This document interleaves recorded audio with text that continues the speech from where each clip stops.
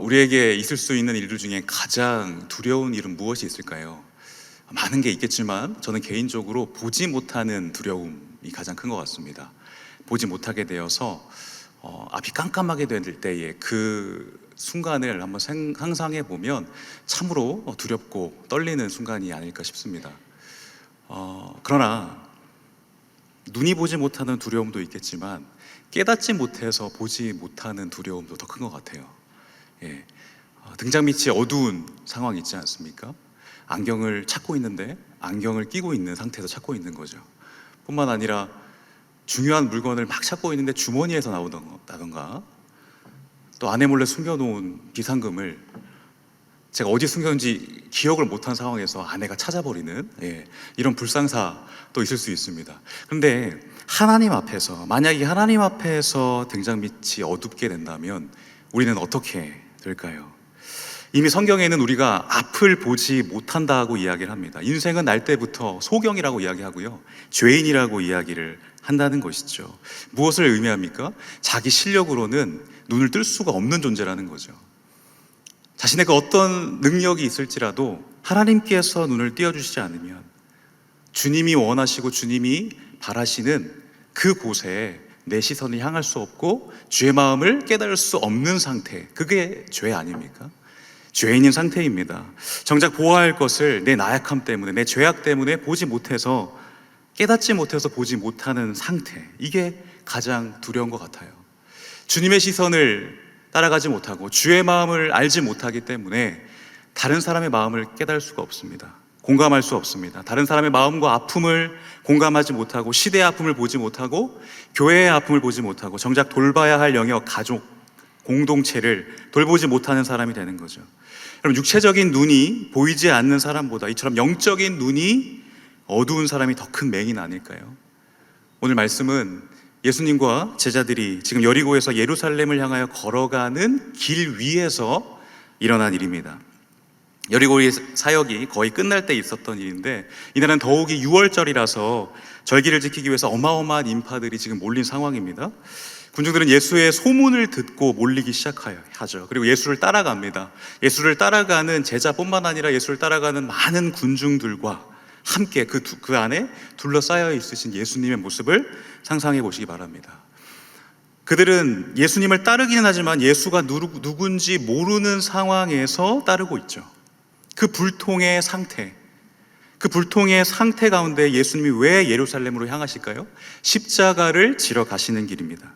그 당대의 권력과 당대의 탐욕과 권세로 찌든 이 예루살렘이라고 하는 도시, 즉 다시 말해서 오늘날 우리가 살아가고 있는 이 세상도 마찬가지로 죄에 물들어서 권력과 탐욕, 이 우상이 되어버린 그 제약된 가치관과 그러한 무질서한 이 세상을 향해서 이 십자가를 통해 이 모든 것을 뒤집으러 가시는 그 길 위에 서 있으신 거죠. 근데 안타깝게도 정작 예수님의 마음을 알고 있는, 예수님이 어떠한 목적으로 오셨고 어떠한 분이신지를, 예수님이 어떠한 분인지를 이해하지 못하고 가는 이 제자들까지도 심지어 이 길이 어떤 길인지도 잘 모르는 상태에서 따라가고 있습니다. 오늘 본문 구절 앞에는 어떤 일이 있었나요? 그 전 문맥 보시면 야고보와 요한이 예수님께 이야기를 합니다. 하나는 내가 주의 우편에, 하나는 내가 주의 좌편에 앉게 하여 달라고 이야기를 하죠. 권력의 자리를 요청합니다. 그러니까 예수님 말씀하시죠. 너희가 구하는 것을 알지 못한다. 내가 마시는 잔을 너희가 마실 수 있으며 내가 받을 세례를 너희가 받을 수 있겠느냐라고 이야기합니다. 우리는 할 수 있다고 이야기를 합니다. 그러자 주변에 있는 제자들이 벌떼처럼 막 일어나죠. 감히 너희가 누군데 자기들을 제쳐두고 예수 앞에, 예수님께 그 자리를 차지한다라고 하느냐라고 하는 겁니다. 알고 봤더니 모두가 다 이 권력을 탐하고 있었던 거죠. 예수님의 이 순환의 길이 권력의 자리를 향하여 가는 승리의 길로 제자들은 착각하고 있었다는 겁니다. 자기의 목적대로 예수님을 기대하며 예수님을 따라가는 그들, 아무도 모릅니다. 아무도 예수님의 마음을 모르죠. 얼마나 예수님이 고달프셨을까요? 얼마나 그 길이 외로우셨을까요? 아무리 많은 사람들이 따르면 뭐합니까? 그 어느 누구도 예수의 마음을 이해할 자가 없습니다. 군중들이 많으면 뭐합니까? 많을수록 주님은 더 고달퍼지시는 거죠. 더 외로워지시는 겁니다. 그 누구도 주님의 사역을 이해하지 못하고 있죠. 주님의 그 걸음을 이해하지 못하고 있는 거, 떡고물만 기대하고 있는 이들의 모습들. 자, 오늘날도 마찬가지입니다. 우리가 예수님이 어떠한 분인지를 제대로 이해하느냐에 따라서 우리가 예수님과 함께하는 이 동행이, 이 길이 주님께는 오히려 괴로움을 드릴 수 있고요, 예수님이 어떠한 분인지를 이해하는 것에 따라 주님께 기쁨과 영광이 될 수 있는 길이 될 수 있다는 겁니다. 자, 그런 와중에 예수께서 한 사람을 주목하고 있죠. 그 주목하는 사람은 어떤 사람입니까? 지나가는 자들이 없는 사람 취급하는, 그 이름조차도 불명확한 바디메오입니다. 바디메오란 이름 자체도 디메오의 아들 아닙니까? 아들이란 뜻 아닙니까? 그의 이름조차도 제대로 드러나지 않는 그 존재, 죄인 중에 죄인이라고 이야기를 하면서 그의 아픔, 그 질병이 죄 때문에 인하여 아프다라고 이야기를 하면서 손가락질하며 자기 스스로 일어날 수 없는 그런 형편 안에 갇혀있는 사람, 그 사람 앞에 주목한다는 거죠. 자기 눈이 보이지 않아서 자기 힘으로는 아무것도 할 수 없는 그 사람에게 예수님이 주목한다는 겁니다. 우리에게 도전을 주죠. 어떠한 사람을 주님은 주목하십니까? 자기 힘으로는 아무것도 할 수 없음을 아는 사람이에요. 그리고 자신이 의지할 분이 예수 한 분밖에 없는 사람, 예수가 유일한 소망이 되는 사람에게 주목한다라고 하는 것입니다. 그 앞부분에 제자들의 이 자리다툼 사건이 있었습니다. 그 뒤에 맹인 거지 바디메오 사건이 있죠.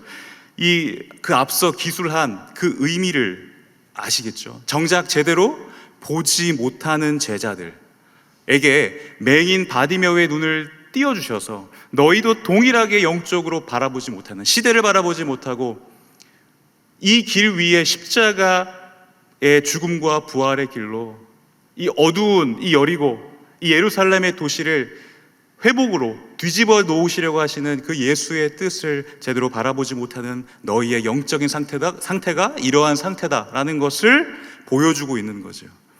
주님께 대한 오해와 무지와 그러한 욕망으로 눈이 어두워져 있는 상태, 그것을 지금 고발하고 있는 것입니다. 여러분, 볼 수 있다고 해서 그걸 정확하게 보는 거라고는 이야기할 수 없는 거죠. 볼 수 있다고 해서 그것을 꿰뚫어서 그 뜻과 그 의미를 볼 수 있다라고 그 누가 확신할 수 있겠습니까? 가난해서 구걸하는 사람만 거지가 아닙니다. 내 것만 챙기고 나눌 줄 모르는 사람도 거지라는 거죠. 더욱이 여리고라는 도시도 그러한 도시입니다. 구약시대 때 여호수아가 여리고성을 무너뜨린 곳이죠. 더 이상 재건될 수 없는 저주받은 도성 여리고입니다. 영적인 흑암 상태, 그 상태에서 오히려 예수께서는 다른 질서로 영적인 섬김과 희생과 죽음이라는 걸 통해서 당시의 윤리와는 전혀 맞지 않는 그 질서를 통해서 스스로 제물 되시기 위하여서 예루살렘에 올라가고 계세요. 그 큰 일을 맡고 계시는데 자신들의 떡고물만 생각하며 챙기는 관점으로 예수님을 봤다라고 하는 겁니다. 47절 말씀입니다. 나사렛 예수시란 말을 듣고 소리질러 이르되 다윗의 자손 예수여 나를 불쌍히 여기소서. 이 나사렛이라고 하는 동네 자체도 나사렛에서 어떻게 선한 것이 날 수 있겠느냐라고 하는 인식이 짙게 깔려 있죠. 자, 그러한 인식 속에 바디메오가 지금 예수님을 다윗의 자손으로 고백하고 있다라고 하는 것은 굉장히 큰 의미가 있습니다. 예수님을 메시아로 고백하고 있는 거죠. 다윗의 자손으로 오실 그 메시아, 구약 선지자에게로부터 전해 내려온 그 이사야의 말씀, 메시아가 임했을 때, 메시아가 오셨을 때 눈 감은 자가 눈을 뜰 것이다라고 하는 그 구약의 말씀을 붙잡고 있었다라고 하는 증거가 나와 있는 거죠. 정말 내세울 것이 아무것도 없는 자가 부르질 수 있는 유일한 소망인 예수, 그 예수의 정체성을 이 보지 못하는 자 바디메오가 알고 있었다라고 하는 사실입니다. 여러분, 우리에게 있어서 참 소망은 어디에 있으신가요? 다윗의 자손이라고 하는 이 칭호 자체도 굉장히 정치적인 위험한 발언이었습니다.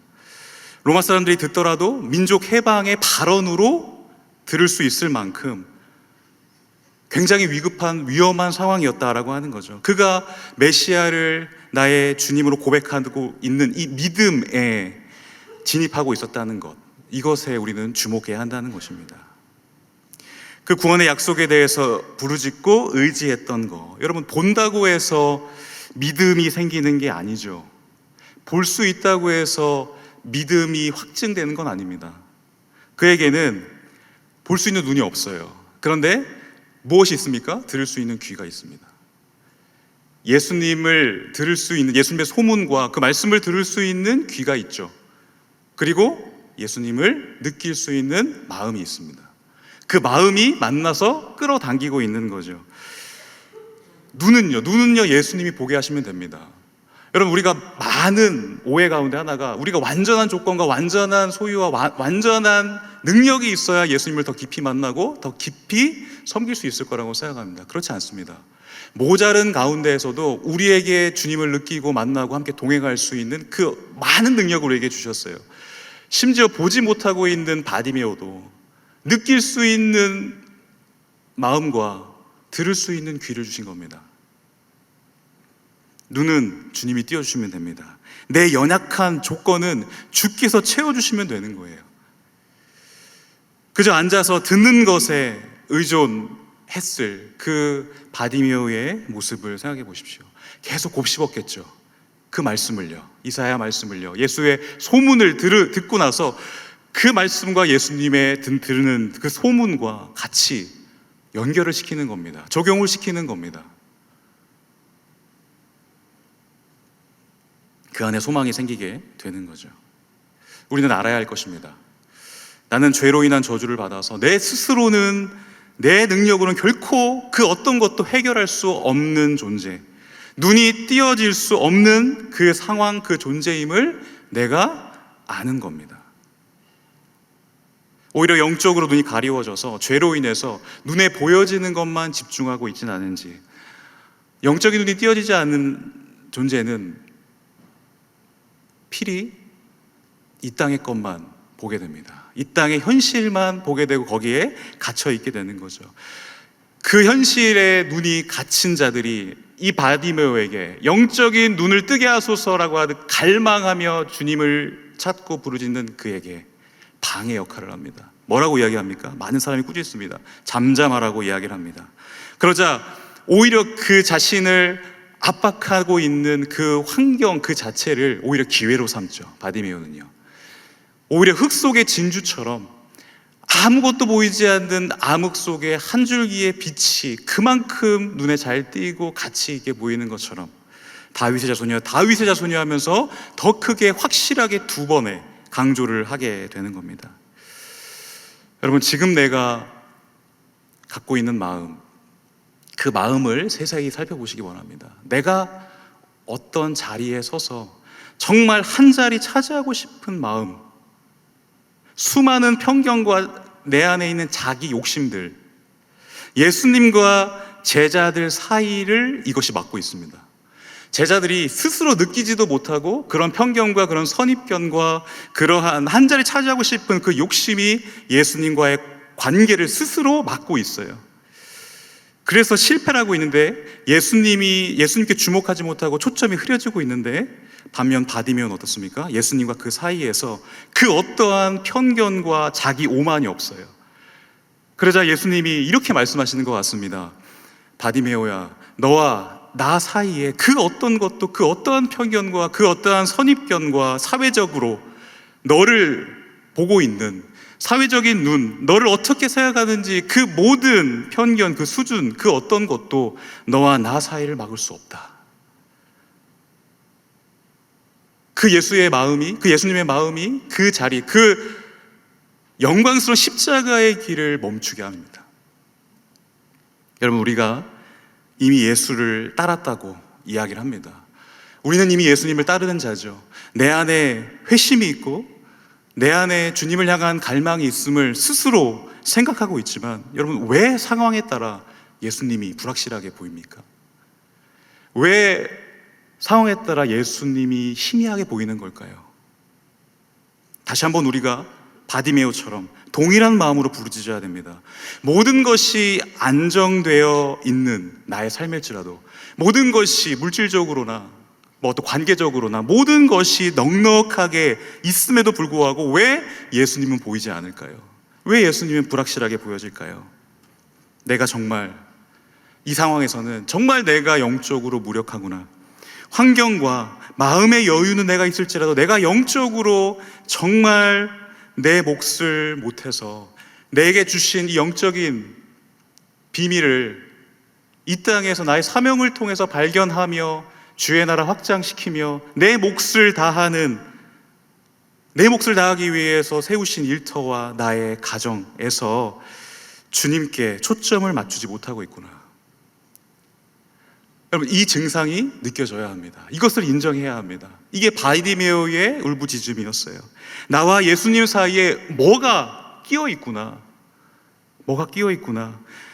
예수님의 이름은 부르지만 여전히 보이지 않는 예수님. 그러나 예수님은 부르죠. 그런데 보이지 않아요. 그럼 뭘 찾고 있는 겁니까? 예수께서 우리에게 주시는 유익들에만 초점을 맞추고 있는 겁니다. 그 유익들이 나의 우상이 되어서 부르짖고 있는 거죠. 제자들의 모습 아닐까요? 그러나 바디메오는 예수님과 그 사이에 그 어떠한 장애물과 그 어떠한 편견과 선입견이 없는 관계가 되어버렸어요. 이러한 영적인 눈을 우리 모두가 뜨기를 원합니다. 우리는 고백해야 됩니다. 주여, 내가 열심히 뭔가 한 것을 통해서 내가 이만큼 이뤘고 내가 뭔가를 해서 지금의 성취의 자리에 있는 것 같습니다. 정말 여기에 하나님의 은혜가 있었습니까? 냉정하게 한 해를 돌이켜보면서 나의 삶을 하나씩 보면서 하나님, 정말 내가 나의 능력을 동원해서 내가 이 명성과 이 자리와 내가 이 성취의 자리에 있는 것 아닙니까? 이 안에 정말 주님의 은혜가 있었습니까? 라고 판단을 해봐야 되는 거죠. 하나님의 은혜 사모 없이 내 능력으로 이룬 자리 아니었습니까? 하나님, 나를 불쌍히 여겨주시옵소서.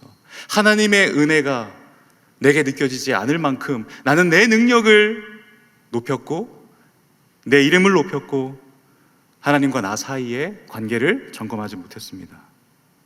자, 이것을 인정할 때 주님께서 말씀을 하시는 거죠. 자녀야, 너와 나의 사이에는 이제는 그 어떤 것도 가로막혀 있지 않는구나.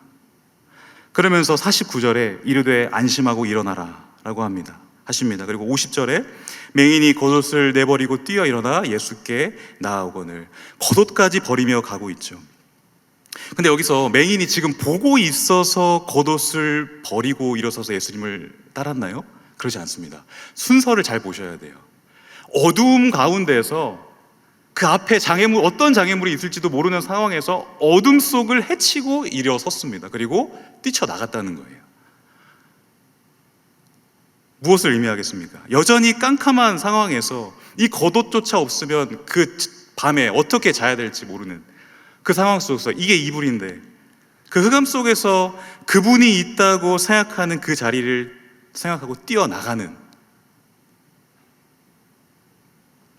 자, 그 모습을 보시고서야 51절에 이야기를 하십니다. 내게 무엇을 하여 주기를 원하느냐? 맹인이 이르되 선생이며 보기를 원하나이다. 그럼 이제서야 물으십니다. 예수께서. 왜 그럴까요? 예수님이야말로 이 사람의 눈을 뜨길 원하시는 가장 첫째 되는 분인데 왜 대답은 그렇게 하셨을까요? 내 믿음이 너를 구원하였느니라. 당장 네가 봐라. 그리고 내 믿음이 너를 구원하였느니라 이렇게 하지 않으시고 내 믿음이 너를 구원하였느니라 라고 먼저 말씀하신 이유가 뭡니까? 단순히 육체적인 눈을 뜨는 게 목적이 아니라 그가 믿음의 눈을 먼저 영적으로 뜨기를 원하시는 그 구원이야말로 육적인 눈을 뜨는 것보다 훨씬 더 가치 있고 훨씬 더 주님이 누구인지를 보는 그것이 가장 큰 가치이기 때문에, 여러분, 어둠을 헤집고 나오면서 주가 받아주실 거라고 하는 그 확신과 그 기대 속에 뛰어나가는 정말 그 단순한 믿음, 어린아이와 같은 그 믿음을 예수께서는 받으셨습니다. 그러면서 이제 예수님께서 너의 믿음이 너를 구원하였다 라고 말씀할 때 보게 되는 거죠. 그러면서 확연하게 대조가 되죠. 보지 못하는 제자들, 이미 다시 소경이 되어버렸어요. 주님 그리스도시요 살아계신 하나님의 아들입니다라고 명확하게 그 정체성을 본 줄 알았는데 다시 소경으로 갑니다.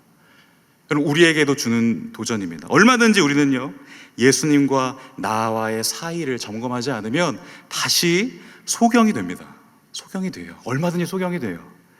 소경된 우리를 깨워달라고 하는 그 부르짖음이 정말 바디메어와 같은 부르짖음이 나에게 있는지, 내 삶을 지탱하고 있는 가장 근간이 되는지, 예수께서 나에게 어떠한 분이신지를 이해하며 동의하며 동행하는 그 길 위에 나는 서 있는지를 확인을 해야 한다는 것입니다. 말씀을 맺도록 하겠습니다. 52절 말씀입니다. 예수께서 이르시되 가라, 내 믿음이 너를 구원하느니라 하시니 그가 곧 보게 되어 예수를 길에서 따르니라.